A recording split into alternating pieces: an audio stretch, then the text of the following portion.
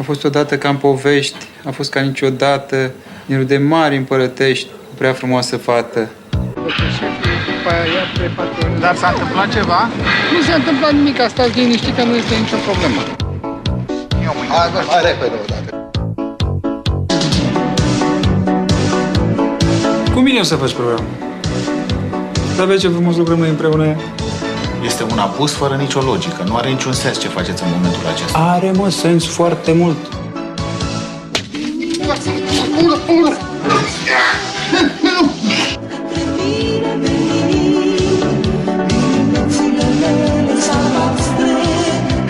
Nu mănânci, se confiscă. Este vorba despre tălpi la ouă, abdomen, torace și față. Ia zi tu, mă!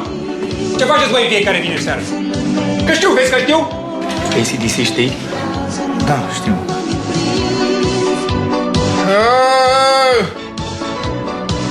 Zi-mă, mai tare, ești bărbat, ce dracu faci? Nu s-aude și intră peste noi.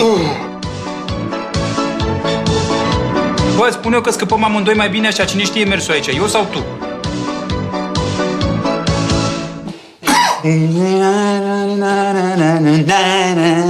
And the last night survivor is the night, and he's watching us all in the eye of the tiger.